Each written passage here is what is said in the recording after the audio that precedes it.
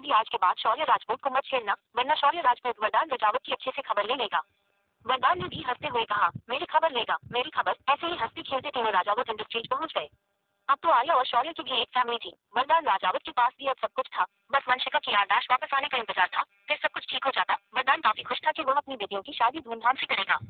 धीरे धीरे वक्त बीत गया और आखिर वो दिन आ गया जब राजावत हाउस दुल्हन की तरह सजा हुआ था। आज आर्य दृष्टि दोनों की सगाई थी। आर्य बहुत खुश थी। आर्य की खुशी तो उसके संभाले संभल ही नहीं रही थी। उसने तो कभी नहीं सोचा था कि उसकी जिंदगी में ऐसा भी कोई दिन आएगा जब वो इज्जत के साथ शिवाई के घर जाएगी। वैसे तो शिवाई ने आर्य को जितना परेशान किया था उससे कहीं ज्यादा खुशियां उसकी झोली में डाल दी थी।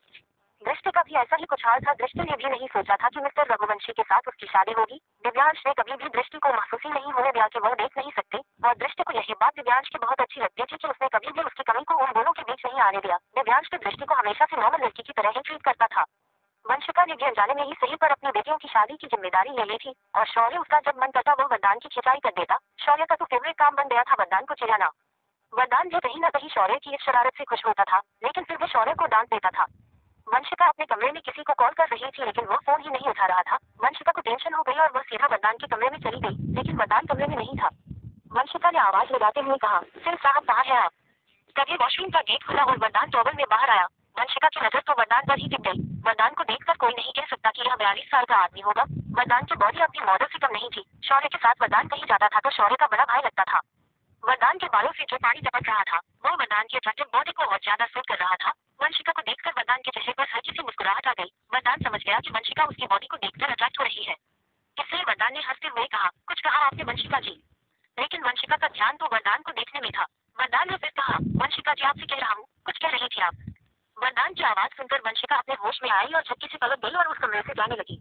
वरदान ने वंशिका को रोकते हुए कहा, वंशिका जी आप कुछ कहने आई थी, बिना कहीं जा रही है। वंशिका को इस वक्त बहुत शर्म आ रही थी। उसे खुद पर गुस्सा भी आ रहा था कि वो वरदान को ऐसी घूर रही थी। वंशिका ने अटकते हुए कहा, कुछ नहीं आप तैयार हो जाए, बाद में बात करते हैं। इस पर वरदान अपने बालों को टॉवल से पोंछता हुआ वंशिका के सामने आया तो वंशिका घूम गई। वरदान फिर से वंशिका के सामने चला गया। वंशिका फिर से घूम गई। वरदान फिर से वंशिका के सामने गया तो वंशिका ने वरदान की आंखों में देखते बाहर निकले। वरदान को भी न जाने आज क्या सोचे कि उसके अंदर 20 साल पहले वाला वरदान प्रवेश कर गया। वरदान ने भी शरारत भरे अंदाज में कहा, आपको भी तो शर्म नहीं आती? अभी 2 सेकंड पहले तो आप मुझे इतना घूर रही थी, अब आप शर्मा कर जा रही है। जिसकी वरदान इस बारे में कोई बात करी, लेकिन वरदान ने तो आज खुलकर वंशिका को छेड़ दिया था। वंशिका फिर से जाने लगी तो वरदान ने वंशिका की कलाई पकड़ ली। अब तो वंशिका की सांस जैसे रुक गई थी। वरदान ने कहा, आप कुछ कहने आई थी, बताएंगी नहीं? वंशिका ने अपने लड़खड़ाते जुबान में कहा, वह ज्वेलर अभी तक सगाई के अंगूठे लेकर नहीं आया। इस पर वरदान ने कहा, वंशिका जी आप बेफिक्र रहिए, वो वक्त से पहले आ जाएगा। वंशिका ने अभी वरदान की तरफ नहीं देखा और अपनी कलाई घुमाते हुए कहा, ठीक है अब आप मेरा हाथ छोड़िए। लेकिन वरदान ने वंशिका का हाथ नहीं छोड़ा। वंशिका ने फिर से अपनी हिम्मत इकट्ठी की और बोली, सिंह साहब छोड़ दीजिए, आपको ये सब शोभा नहीं देता। आप जानते हैं कि मैं अपने राजावत साहब का इंतजार कर रही हूँ, उसके बाद भी आप ये सब थोड़ी तो शर्म कीजिए, आज आपके बच्चों की सगाई है। वरदान ने वंशिका का हाथ पकड़कर अपनी तरफ खींच लिया और वंशिका वरदान की खुली सीन से जा लगी। वरदान ने हल्का सा झुककर वंशिका के माथे पर अपना माथा लगाया। न जाने क्यों वंशिका इनकार न कर पाई। वरदान के बालों से टपकता हुआ पानी वंशिका के चेहरे पर भी गिर रहा था, लेकिन वंशिका ने रिएक्ट नहीं किया। वरदान ने धीरे से कहा, आप मुझे बुढ़ा समझती है? इस पर वंशिका धीरे से बोली, मैंने यह नहीं कहा, मैंने कहा कि मैं रजावत साहब का इंतजार कर रही हूँ, तो प्लीज आप मुझे छोड़ दीजिए।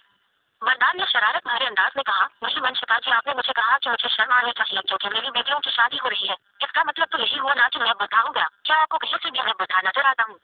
वंशिका को पहले ही घबराहट हो रही थी। आज वो न जाने कितने सालों बाद किसी आदमी के स्पर्श को महसूस कर रही थी। वंशिका को कहाँ पता था कि जिसके स्पर्श के लिए वह इतना तड़प रही है वो उसे के बाहों में है। वंशिका ने अपना सलाइवा भरते हुए कहा, सिंह साहब मैंने ऐसा नहीं कहा, और अगर ऐसा कहा भी है तो मैं अपने कहे हुए पर माफी मांगती हूँ। आप बदले नहीं है आप तो। वंशिका इतना कहकर चुप हो गई। वरदान ने वंशिका को अब भी खुद से दूर नहीं किया और बोला, हाँ बताओ मैं सुन रहा हूँ। मैं तो हिम्मत करते हुए कहा, आप तो शौर्य के बड़े भाई लगते हैं। मैं कहना नहीं चाहती लेकिन आपको भी शादी कर लेनी चाहिए। आपकी बच्चियां अपने ससुराल चली जाएगी तो आप अकेले हो जाएंगे। यह सुनते ही वरदान के चेहरे पर हल्की सी मुस्कान आ गई। वरदान ने कहा, आप बेफिक्र रहिए वंशिका जी, मैं अकेला नहीं रहूंगा। कोई है बहुत स्पेशल जो हमेशा मेरे पास रहेगा। उसके रहते हुए मुझे किसी की जरूरत नहीं, मैं बस उसके पास रहना चाहता हूँ। हमेशा से एक ही ख्वाहिश थी कि हमेशा उसके पास रहूं और अब वह हमेशा के लिए मेरे पास ही रहेगा। वंशिका को वरदान की आधी अधूरी बात समझ आ रही थी। एक तो वह घबरा रही थी, दूसरा वरदान साफ लहजे में बोल भी नहीं रहा था। उसने अपनी बातों को घुमा फिरा कर वंशिका के सामने रखा था, जिसे वंशिका बिल्कुल नहीं समझ पाई। वंशिका ने हिम्मत करते हुए फिर कहा, सिंह साहब छोड़ दीजिए। वरदान ने कहा, वंशिका आंखें खोले। वंशिका ने नामी गर्दन हिला दी। वरदान ने फिर कहा, आंखें खोलो वंशिका। वंशिका ने फिर से नामी गर्दन हिला दी। वरदान ने फिर कहा, वंशिका प्लीज एक बार आंखें खोलो। वंशिका ने धीरे धीरे अपनी आंखें खोली। उसकी नजरें वरदान की नजरों से जा मिली। वरदान ने धीरे से कहा, मैंने पूछा था ना आपसे आपके सिंह साहब कैसे दिखते हैं, तो बताओ मुझे आपके सिंह साहब कैसे दिखते हैं। वंशिका वरदान को ये देखती रही और अचानक ही उसके मुंह से निकला, कुछ कुछ आपके जैसे। कुछ सेकंड तक वंशिका वरदान एक दूसरे को देखते रहे। वरदान तो इस पल को हमेशा के लिए कैद कर लेना चाहता था। पूरे 18 साल बाद ये पल वरदान की जिंदगी में आया था। 18 साल बाद वह अपनी वंशिका को बाहों में भरकर खड़ा था और वंशिका न जाने क्यों उसका मन कर रहा था वह वरदान को ऐसे ही देखती रही। वंशिका अब भी पूरी तरीके से ठीक नहीं हुई थी, लेकिन कहीं न कहीं वरदान को देखकर उसे सुकून मिलता था। वो वरदान से बातें करना चाहती थी, लेकिन अपनी शर्म के चलते वरदान से बात नहीं करती थी, पर अपने दिल की बात वरदान को बता देती थी। दोनों ही दूसरे को देख रहे थे और तभी शौर्य धन धनाता आता हुआ कमरे में आया। शौर्य ने वरदान और वंशिका को इतने करीब देखा तो उसने दोनों हाथ अपने मुंह पर रख लिए। शौर्य को अपनी आंखों पर यकीन नहीं हो रहा था कि वह अपनी बुआ और सोफा को इतने नजदीक देख रहा है। जब से वंशिका राजा में हाउस आई थी तब से उसने वरदान से एक दूरी बनाकर रखी थी, लेकिन आज वरदान की थोड़ी सा बेशर्मी की वजह से वह दोनों इतना करीब थे। शौर्य तो अपनी आंख वाले वंशिका और वरदान को देख रहा था और तभी उसके मुंह से निकला, और शिव गलत टाइम पर आ गया। शौर्य की आवाज जैसे ही वरदान वंशिका के कानों में पड़ी, दोनों झटके से एक दूसरे से दूर हो गई। शौर्य के चेहरे पर एक शरारती भरी मुस्कान आ गई। शौर्य ने वरदान को देखकर कहा, मैं जाने वाला था लेकिन बुआ मुझसे पहले चली गई। वरदान के चेहरे पर भी हल्की सी मुस्कान थी, क्योंकि आज इतने दिनों बाद वंशिका उसके इतना करीब आई थी। शौर्य वरदान के करीब गया और वरदान के कंधे पर हाथ मारकर बोला, क्या बात है सैफा जी, आपने तो रिकॉर्ड तोड़ दिए, मतलब सबके सामने डिस्टेंस मेंटेन करते हो और अकेले में डिस्टेंस खत्म कर देते हो। वरदान ने शौर्य को गुस्से में घूर कर देखा और बोला, शौर्य तुझे नहीं लगता कि तूने आज गलत टाइम पर एंट्री मारी है। इस पर शौर्य ने अपने बालों में हाथ मार कर कहा, मैंने तो पहले ही कहा था वो शी गलत टाइम पर आ गया। इतना कहकर शौर्य भागने लगा और वरदान शौर्य के पीछे भागता हुआ बोला, साले रुक, तुझे मैं बताता हूँ। इस पर शौर्य ने तकिया वरदान की तरफ देखते हुए कहा, सफा जी मैं साला नहीं हूँ, साले का बेटा हूँ।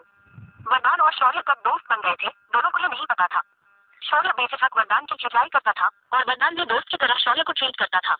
वहीं दूसरी तरफ वंशिका की हालत बहुत बुरी हो गई थी। वंशिका को यकीन नहीं था कि वह अभी सिंह साहब के इतना करीब थी और उसने सिंह साहब को रोका भी नहीं, लेकिन कहीं न कहीं उसे कुछ पुरानी यादें याद आ रही थी। कुछ धुंधला धुंधला सा याद आ रहा था, जैसे वह पहले भी सिंह साहब के इतना करीब गई हो। वंशिका पसीने में तर हो गई थी, वह अपना पसीना पोंछ रही थी, लेकिन फिर भी उसे पुरानी यादों ने घेर लिया था। वंशिका बेड पर बैठ गई और अपनी घबराहट को कंट्रोल करने की कोशिश करने लगी।